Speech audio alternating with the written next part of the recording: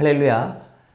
제자성경 성숙자반 마지막 10강을 맡게 되었습니다. 엊그제 시작한 것 같은데 벌써 마무리를 하게 되었습니다. 쉽지 않은 시간이었다라고도 이야기할 수 있지만 참 즐겁고 또 많은 것을 배웠던 유익한 시간이었다라고도 이야기할 수 있을 거라고 생각합니다. 열심히 함께 달려주신 모든 분들께 감사드리고 잘 오늘 마무리를 지어서 다음번 제자성경을 더 기대하는 우리 모두가 되었으면 좋겠습니다. 네, 우리들은 오늘 10강 그리스도인의 사회생활이라는 이 제목을 함께 읽으면서 우리가 어떤 삶을 살아가야 되는지, 어떻게 살아야 되는지에 대하여서 함께 이야기 나누고 또 생각해보는 시간 가지도록 하겠습니다. 공과의 내용을 보면 사실 그렇게 어렵다는 느낌을 가지지는 않게 되는 것 같습니다. 비교적 명료하고 또 우리가 쉽게 이해할 수 있는 이야기들, 또 우리가 쉽게 한 번쯤 생각해봤던 그런 고민거리들인데요. 우리가 어떻게 그리스도인으로서 이 사회에서 살아가야 하는지에 대한 우리가 살면서 그저 부유하고 있었던 그런 어떤 이 개념들을 하나하나 따져보면서 그래 이래야지, 그래 저렇게 해야지 라는 것들을 다져보고 또 개념화하는 시간이 될 수 있을 거라고 생각을 합니다. 교재는 전반적으로 총 8개의 그리스도인의 어떤 그 역할을 나눠 놓고 있습니다. 책을 읽다 보면 우리가 흔히 그 브레인스토밍이라고 하죠. 어떤 단어에서부터 파생되는 것들을 쭉 가지치기 해서 여러 단어들을 생각해 보는 건데요. 그런 개념으로서의 이 그리스도인을 좀 파악하게 되는 어떤 그런 공과의 내용인 것 같습니다. 뭐 따로 다른 단어들을 쓰고는 있지만 모든 것들이 사실 하나로 다 연결되어 있는 것 같습니다. 그러나 우리가 생각했을 때 이 많은 개념들을 그냥 막연하게 두는 것보다는 하나하나 이렇게 세워가는 것이 아무래도 우리 스스로가 그걸 이해하고 또 붙들고 그것을 그렇게 살아내려는 노력으로 이어지는 건 역시 이런 책에 해주는 이 역할이 참 중요하다고 생각합니다. 그래서 이 책의 이해를 토대로 우리들은 함께 이야기를 나눠보고자 합니다. 먼저 사회생활이라고 했습니다. 사회는 사전 정의를 보니까 같은 무리끼리 모여 이루는 집단이라고 되어 있습니다. 그러니까 집단 생활을 어떻게 해야 되냐는 부분입니다. 우리는 흔히 나는 집에서 예배를 잘 드리고 나는 하나님을 믿고 그런데 교회는 나가고 싶지 않아 라고 하는 신앙인들을 많이 만나게 됩니다. 그런 분들에 대해서 하나님을 믿으니까 됐지 않았냐, 혹은 내 가족이 그런 신앙관을 가지고 있다면 그래도 그것으로 되지 않았을까라는 생각을 하지만 사실 오늘 공과도 계속해서 이야기하겠지만 우리 하나님을 믿는 사람, 그리스도인들은 집단을 이루어서 하나님의 의의를 드러내는 사람들이어야 합니다. 그런 의미에서 교회는 그것의 훈련 장소이고요.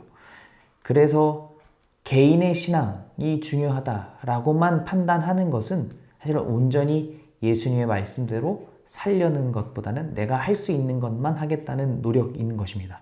그런 의미에서 오늘 우리들은 이 10강을 통해서 우리가 함께 살아감에 있어서 우리들은 어떤 역할을 가져야 하는가를 생각할 수 있게 됩니다. 먼저 교재는 모델이라는 단어를 사용했습니다. 우리가 뭐 패션쇼 사실 그런 거 우리가 잘 보게 되지는 않지만 어쨌든 모델이라는 그 개념을 알게 되고요. 우리가 당장 인터넷을 통해서 어떤 제품을 구입한다고 하더라도 어떤 모델이냐에 따라서 그 모델이 착용하고 있는 옷이 얼마나 이쁘냐에 따라서 우리는 그 옷을 사는 것을 결정하게 되죠. 그런 것처럼 모델이라는 것은 결국 뭐냐, 자기가 이쁜 것도 물론 중요하지만 제품의 가치를 드러내는 사람이다 라고 하는데 여기 참 탁월한 그 표현입니다. 하나님이 디자이너시면 우리들은 그 디자이너께서 만드신 그 제품, 그 솜씨, 그 재능을 보여주는 자들이다 라는 개념입니다. 그래서 먼저는 모델 되신 분이 하나님을 보고 듣고 만질 수 있도록 오신 분 예수님이시다 라고 표현하는 거고, 그리고 이제 우리들은 그 예수님을 따라서 세상에 보여주는 모델, 바로 우리가 된다라는 이야기입니다. 이거 참 중요한 부분입니다. 사람에게 있어서 믿는다는 것은 히브리서가 정의하는 것처럼 보지 않고 믿는다는 것이 아주 이상적인 것이기는 하지만, 사실 하나님을 믿는 우리들이 무조건 보지 않고 믿는다는 것은 거의 불가능한 일인 것 같습니다. 추구해야 할 이상이기는 하지만 하나님이 보여주셔서 믿게 되는 것이 우리들의 믿음입니다. 성경 속에서 보지 않고 믿는 사람들이 있는 것처럼 보이지만 하나님은 매 순간 그들의 삶에 믿을 수 있는 어떤 그런 것들을 보여주시죠. 심지어 아브라함도 믿음의 조상이라고 하지만 이삭을 보여주셔서 그가 하나님이 살아계심을 믿게 되는 거죠. 그런 것처럼 보여주신다는 것, 하나님이 우리들의 믿음을 이끌어 주는 데 있어서 되게 중요한 부분입니다. 그런 의미에서 가장 정점으로 보여주신 것이 바로 예수 그리스도, 하나님의 독생자 아들입니다. 그래서 그분을 통해서 하나님을 온전히 우리는 알게 됐고 하나님의 사랑을 깊이 깨닫게 되었습니다. 이제 우리들은 하나님이 보여주신 사랑의 결과물인 예수 그리스도를 따라서 그대로 세상 사람들에게 보여주는 역할을 감당하게 되었습니다. 교재가 이제 그런 부분을 설명하면서요, 이 모델에 대한 개념을 계속 이어서 그리스도인의 이 삶을 설명하는데요. 언제 프로임이 드러날까? 그건 내가 프로로서 보여야 할 때가 아닌 다른 곳에서도 역시 그 프로다움이 드러나야 된다는 것을 설명하면서 예로 든 것이 당신이 직접 저자가 목격한 이 프로 모델들이 다른 곳에 있을 때 흐느적 걸었다, 뭐 이런 부분. 그리고 또 한 가지 이야기한 것은 찔렸을 때에 본능적으로 튀어나오는 이 언어에 대한 이야기를 예로 들죠. 사실 이런 거는 성경에도 있었습니다. 사사기 12장 말씀 보면 사사 있다가 에브라임 사람들을 이 교만한 언어 행태를 참지 못하고 그들을 다 이제 죽이려고 할 때 그들을 분간하기 위해서 쉿볼렛을 발음하게 했다, 뭐 이런 건데, 역시 모국어가 숨길 수 없다, 그 발음을 숨길 수 없다, 뭐 이런 건데요. 그런 것처럼 우리가 완전히 이 속이 변화되어서 우리의 원래의 모습이 그대로 우리가 추구하는 이상적인 모습이어야 된다, 그리스도인으로서의 모습이어야 된다라는 의미로서의 프로다움을 설명합니다. 그러면서 또 하나 이야기하는 것이 다이어트 이야기를 하죠. 저는 이게 굉장히 좋은 영감을 얻었습니다. 프로 모델이 옷을 드러나게 하기 위해서 자기 몸을 감량한다. 왜냐면 마른 사람이 오히려 옷을 돋보이게 한다는 것인데, 그런 의미에서 그리스도인은 다이어트, 영적 감량을 해야 되는데 그것이 자기 부인이다 라는 설명입니다. 그리고 이 자기 부인은 훈련이 있어야 된다는 이제 설명을 하게 되죠. 이 부분은 참 중요한 우리에게 영감을 주고 있습니다. 네, 그리고 이제 두 번째, 진열장으로서의 그리스도인을 설명합니다. 그러니까 여기서는 모델은 개개인의 역할, 개개인이 모델로서 디자인의 옷을 드러내고 뭐 이런 것이라면, 이제 진열장은 그것보다는 더 복합적인 의미다라는 설명입니다. 왜냐하면 진열장에는 단순히 그 옷만 있는 게 아니라 여러 요소들이 같이 있는 상태에서 그것을 드러내는 거니까 바로 이런 식으로 복합적인 공개장으로서의 단어 선택, 진열장이었습니다. 그러니까 이게 무슨 얘기냐면 가정, 직장, 바로 이런 우리가 살아가는 삶의 자리에서 나는 이렇게 살고 있다, 나는 이렇게 이런 것을 추구하면서 살아가고 있다는 것을 세상 사람들에게 보여주는 역할을 가져야 한다는 것입니다. 그러면서 이 요한복음의 말씀을 저자가 인용하는데요. 그 제자들을 부르시는 장면에서 예수님은 항상 와서 보라 라고 하셨다는 부분을 딱 짚습니다. 사실 이게 참 재밌습니다. 성경이라는 게 참 재밌어요. 읽을 때마다 새롭고, 또 항상 아는 부분인데도 불구하고 안 보였던 단어들이 이렇게 한 번씩 등장하죠. 지금 보면 요한복음 1장에서 이 두 파트, 베드로와 안드레 이렇게 부르시는 장면이랑, 그 다음에 또 빌립과 나다나엘을 이제 부르시는 장면 속에서 와서 보라라고 하셨던 이 예수님의 말씀을 인용하면서, 그렇다, 가서 그냥 나만 보여주는 게 아니라 내가 살아갔던 이 자리를 보여주는 것이 그리스도인이다. 예수님이 그렇게 하셨다라는 저자의 설명입니다. 참 멋진 설명입니다. 그러면서 이제 저자가 설명하는 것은 특별히 우리의 일터를 이야기하는 것 같습니다. 그러니까 가정도 물론 가정이요. 가정이야 물론 당연히 첫 번째가 되겠고요. 특별히 일터에서 우리가 추구하는 경제 원칙이 무엇이냐. 우리가 추구하는 그 일함의 원칙이 무엇이냐. 경제 원칙에 따라가는 것이냐. 아니면 하나님을 높이는, 하나님의 영광을 드러내는 어떤 그런 원칙을 따라 일을 하는 것이냐. 이런 것들을 설명하고 있습니다. 414페이지 아래 단락을 보면 교회 밖 자신의 일터를 어떻게 하나님의 일터로 일굴지 고민하는 그리스도인이 흔치 않다. 크리스천 기업인은 많지만 크리스천 기업은 드물다 라고 했습니다. 그렇죠. 각자가 신앙인이라고 하지만 자기가 일하는 곳에서 신앙을 드러내고 또 하나님의 영광을 드러내면서 산다는 건 쉽지 않은데 바로 그 부분을 딱 지적하고 있습니다. 세 번째는 주님의 손과 발로서의 그리스도인입니다. 이 참 처음에 이 신학교 다닐 때에 있었다는 이 일화가 참 마음의 감동으로 다가옵니다. 예수님의 상이 이 어떤 공격으로 인해서 두 손이 떨어져 나갔는데 일부러 복원하지 않았다. 왜냐면 우리가 그 손과 발이 되어야 되기 때문이다. 라는 이게 참 멋있다. 이렇게 어떻게 신앙 고백을 할 수 있을까라는 생각이 듭니다. 그러면서 거기서부터 시작되는 우리는 주님의 손과 발이라는 이 개념은 왜 손과 발이 중요하냐라고 했을 때 우리가 마음을 가질 수는 있지만 결국 그 중심이 드러나는 것은 우리들의 손과 발로 인해서다. 그러니까 정말 가장 구체적으로 우리의 우리의 중심이 드러내줄 수 있는 것은 손과 발이다라는 것이 이 설명입니다. 그러면서 예후 이야기. 이세벨이 개들에 의해서 시체가 다 먹혔음에도 불구하고 손과 발이 나왔다는 바로 이 부분을 또 이렇게 딱 모티브로 끄집어내었죠. 그래서 우리가 이 손과 발만이 어쩌면 죽어도 계속해서 남는 우리들의 행적이지 않냐. 이제 이런 설명을 하고 있습니다. 그러면서 여러 성경 이야기들을 통해서 손과 발로 직접 행하는 그리스도인, 그렇게 드러내는 그리스도인으로서의 삶이 정말 중요하다.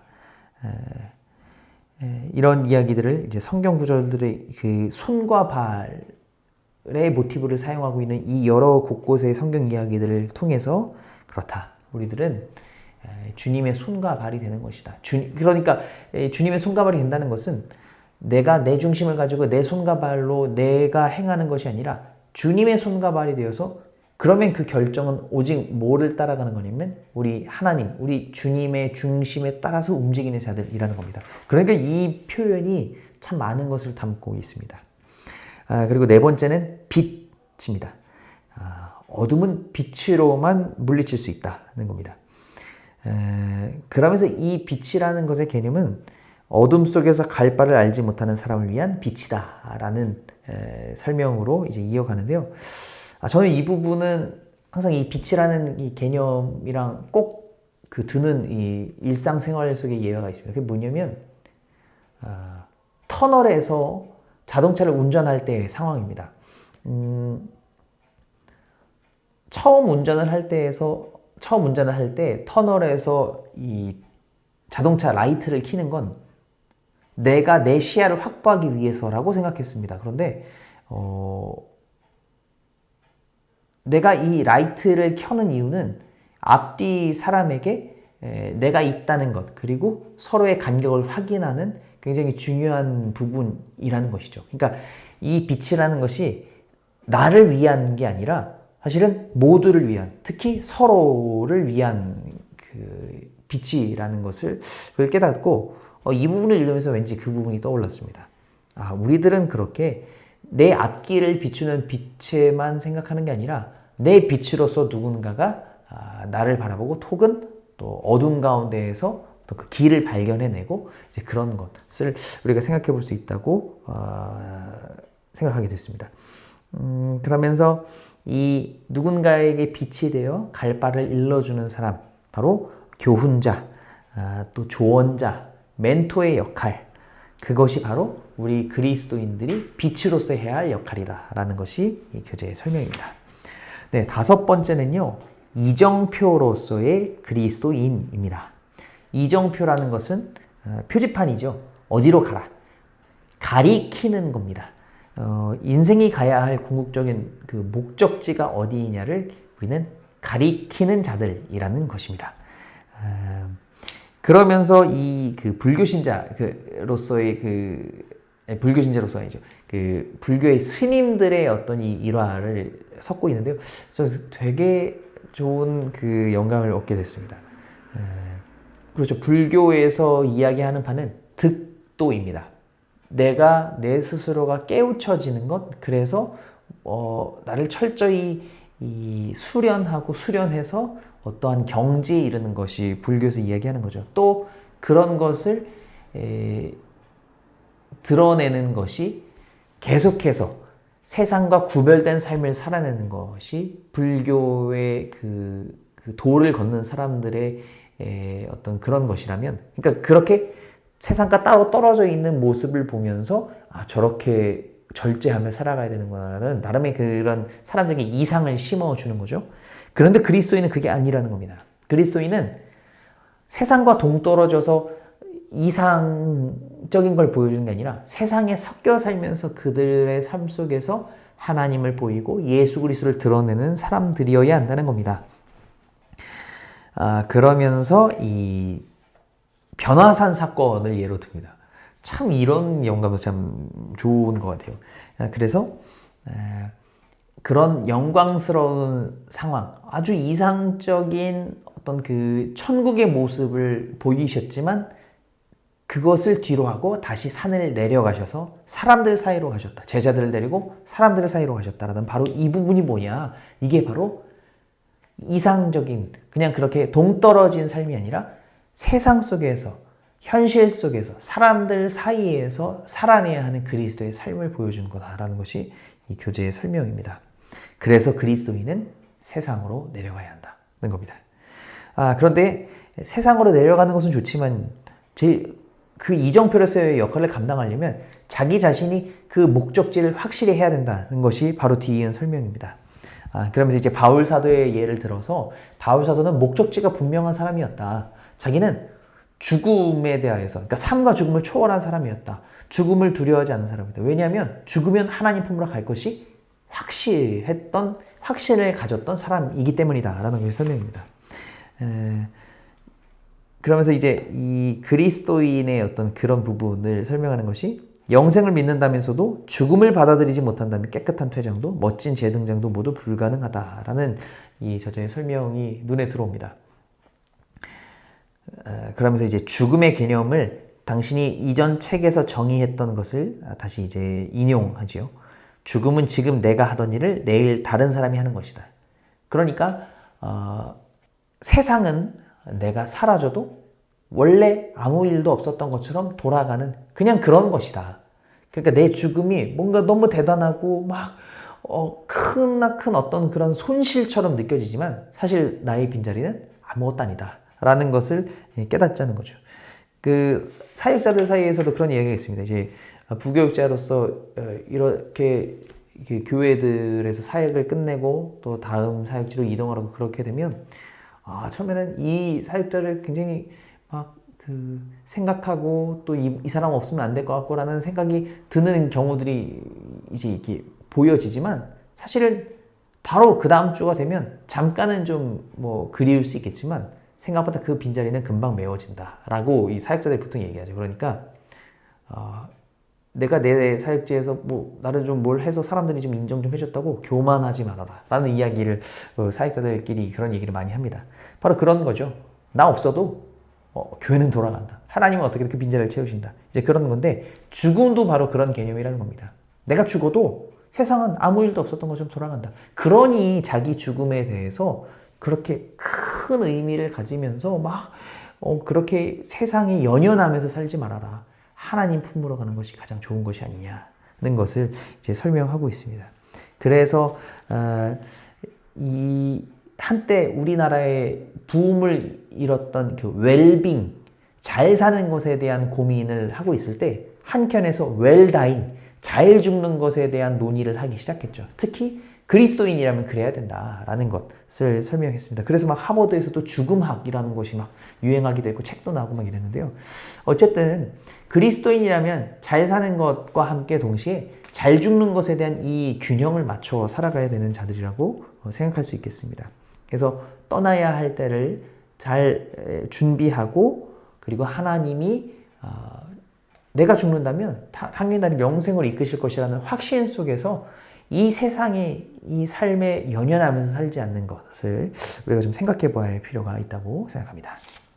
그리고 바로 그런 삶의 의지 그리고 그 죽음을 초월한 그런 모습이 세상 사람들에게 목적지가 바로 천국, 하나님 나라다라는 것을 드러내는 일이라는 거죠. 그래서 이것을 같은 선상에 두고 설명하고 있었습니다. 여섯 번째는 이웃으로서의 그리스도인입니다.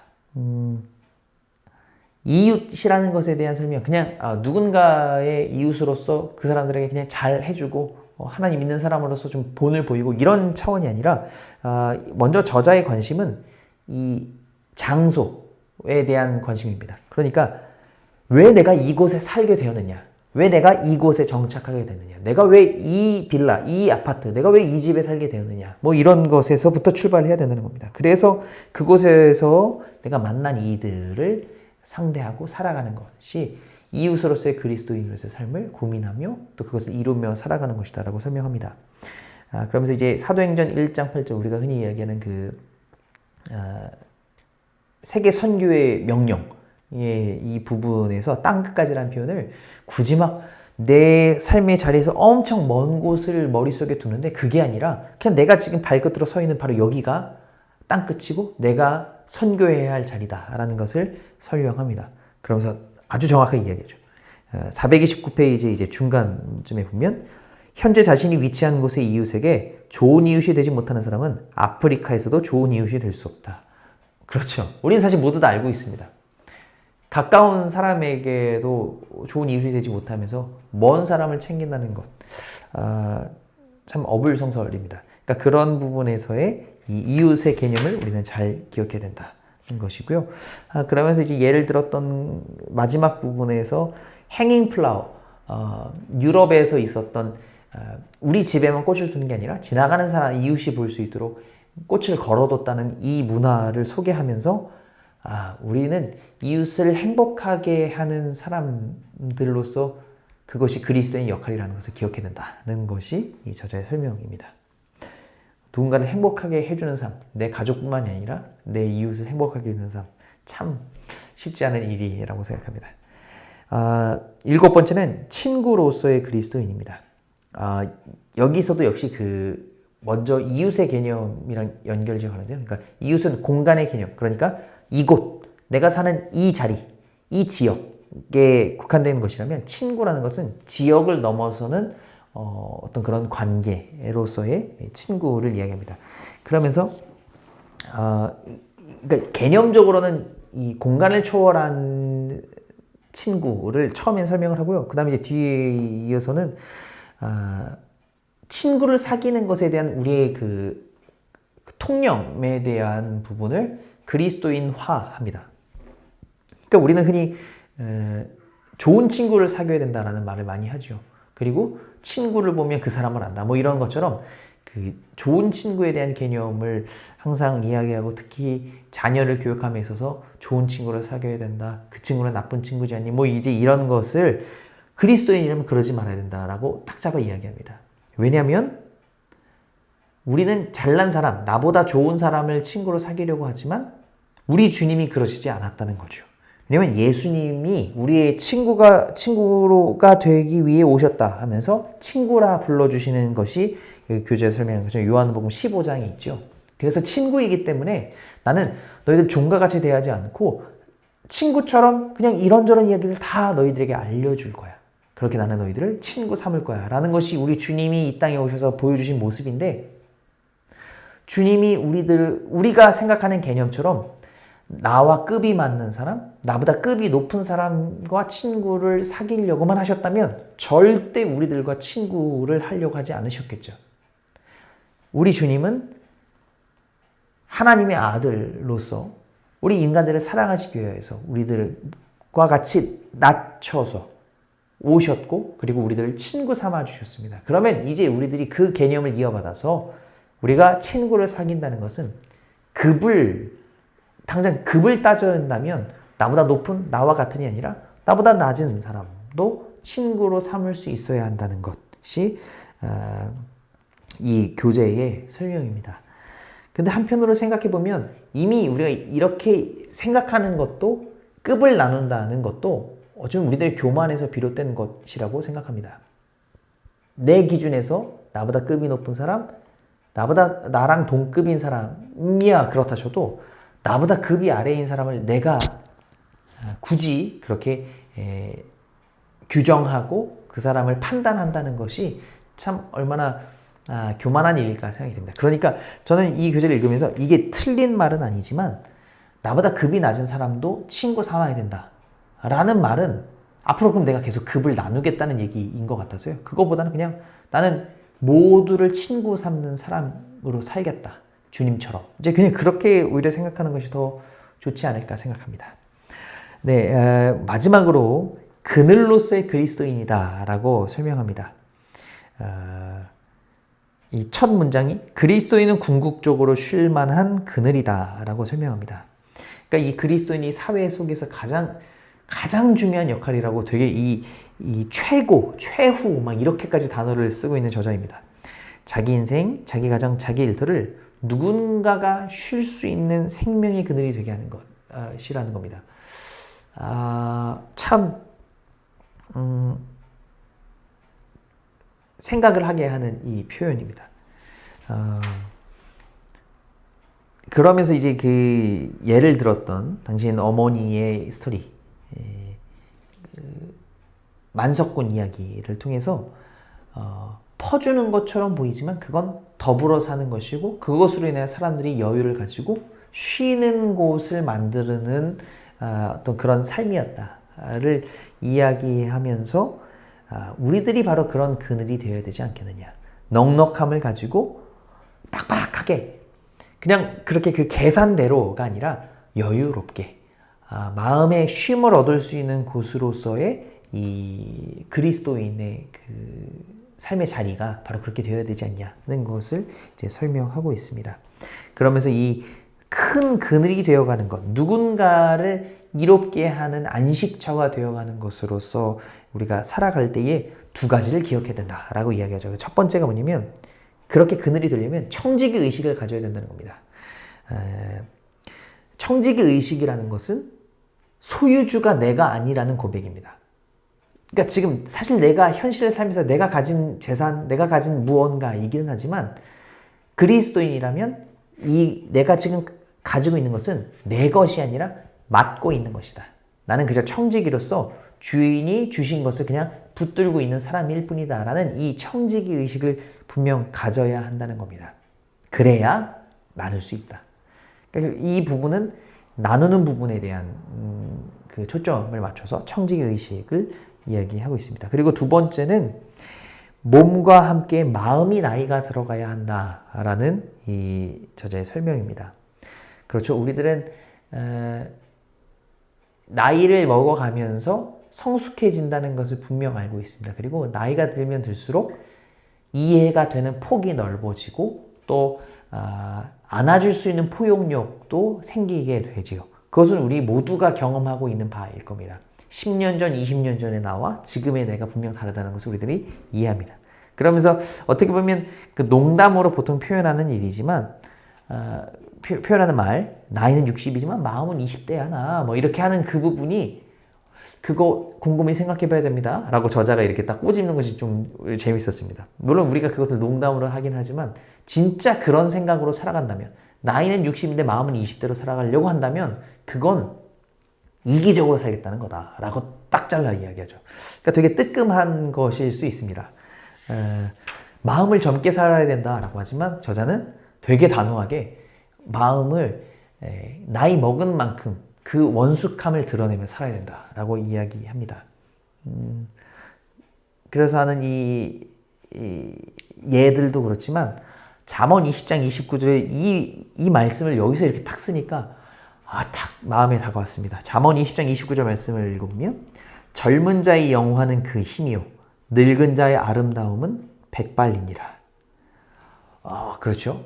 우리들은 어떻게든 나이듦을 숨기며 살아가려고 하는데요. 그리스도인이라면 물론 뭐 외모적인 거를 좀 감추는 것은 우리 또 인간의 본능일 수 있겠지만 그러나 우리들은 나이 듦에 대한 이 원숙함, 특히 제가 좋아하는 단어는 무르익다라는 건데요. 이 무르익은 것을 드러낼 수 있어야 된다는 것이 이 교재 그리스도인으로서의 이 마지막 그늘에 대한 설명에서 나오는 부분입니다. 네, 이렇게 참 여러 가지 이야기였지만 우리가 그렇다고 막 너무 생소하고 모르는 이야기는 전혀 아니었습니다. 그래서 우리들이 이런 책을 읽는 거죠. 내가 막연히 알고 있고 이렇게 이런 거 저런 거라고 생각하는 그런 것을 개념화해주고 내가 생각했던 바를 명료하게 딱 문장으로 표현해주는 바로 이런 것을 우리가 얻기 위해서 책을 읽는 거죠. 그래서 이 성숙제반 마지막 강의는 우리가 삶 속에서 사회 속에서 사람들과 어울려 살아가는 이 상황 속에서 어떤 삶을 살아가야 되는지를 8가지의 단어로 표현해 주었습니다. 그러니 여러분들께서도 이 8가지 단어들을 곱씹어 보시면서 그래 이런 거지, 그래 그늘이지, 그래 뭐 모델이지 이런 것들을 생각하면서 우리가 살아가는 삶 속에서의 나의 모습과 또 내가 추구해야 할 것들, 내가 좀 더 변화했으면 좋겠던 것들을 한번 생각하고 나눠보는 시간을 가졌으면 좋겠다고 생각합니다. 네, 마지막 결론입니다. 그리스도인에게 이 세상은 하나님 사랑과 사람 사랑의 그 X, 계속 이 성숙자반에서 표현했던 그 X를 구현하는 삶의 현장이다 라면서 결론 부분이 시작하죠. 그렇습니다. 우리는 이 두 가지를 균형 있게 살아내는 건데요. 이 마지막 사회생활이라는 것은 결국 사람 사랑으로 비춰지지만 결국 이것이 하나님을 사랑하는 일이다 라는 것을 우리들이 느낄 수 있습니다. 그러면서 이 공항에서 지갑을 찾아준 일화, 그러면서 당연한 일입니다. 하나님은 사랑이십니다 라는 이 문자를 건넨 이 일화를 통해서 그래 이게 참 사람 사랑이고 하나님 사랑이구나, 이게 참 균형 있는 모습이구나 라는 것을 좀 깨닫게 됩니다. 그리고 또 이 쓰레기를 치우니라까지도 역시 우리들에게 그런 생각을 주게 됩니다. 이로써 우리들은 이 성숙자반을 마무리하게 됩니다. 우리들이 여러 가지 이야기들을 배웠습니다. 어떻게 하면 하나님을 더 사랑하는 것이고 하나님 말씀을 이해하는 것이고 하나님의 뜻을 붙드는 것인가에 대한 고민도 했고요. 또 한편으로는 하나님의 사랑을 이 세상에서 우리는 어떻게 구현하고 실천해야 되는지에 대한 고민들, 우리가 사실 모르는 것은 아니지만 그래도 또 이렇게 책이 개념화해 주는 것을 통해서 그래 이렇게 해야지, 그래 저렇게 살아봐야지 라는 것을 생각하게 해준 이 10강 총 10주의 시간이었습니다. 우리가 느낀 바 또 생각한 바가 많을 텐데요. 오늘 이제 마지막 시간을 통해서 오늘 나누었던 그리스도의 사회생활에 대한 이 8가지 단어들 속에서의 나의 생각, 내 어떤 고민, 또 내 나름의 깨달음, 그런 것들을 나누는 것과 비롯하여서 이 10주간의 시간을 통해서 내가 느꼈던 바를 또 한번 나눠보시면 좋겠다는 생각을 가집니다. 네, 이렇게 오늘 10강을 마무리하면서요, 1학기 성숙자반 제자성경을 마치려고 합니다. 기도하고 마치겠습니다. 하나님 감사합니다. 우리들에게 이런 하나님 말씀을 깊이 묵상하고 또 우리들의 삶을 돌아보며 어떻게 하나님의 뜻을 따라 살아가야 할지를 고민하는 시간을 가지게 하시니 감사드립니다. 우리들에게는 짧은 이 10주의 시간이었지만 이것이 자양분이 되어 앞으로 하나님 나라를 가기까지의 그 긴 우리들의 인생을 하나님의 뜻으로 채우기 위한 시작점임을 고백합니다. 그러니 우리가 이렇게 배우고 나눈 말씀을 토대로 그렇게 살아가려고 노력하겠사오니 하나님 우리들에게 믿음 주시고 세상에서 그렇게 그리스도인으로서 살아낼 수 있는 믿음, 담대함 허락하여 주시옵소서. 각 반에서 하나님께서 또 은혜를 나눌 때에 기쁜 깨달음과 또 기쁨을 주실 것을 믿사오며 또 함께한 모든 10주간의 말씀을 사모하고 또 나아갔던 모든 주의 백성들의 머리에 함께해 주시길 간절히 소망하며 살아계신 우리 주 예수 그리스도의 이름으로 기도합니다. 아멘.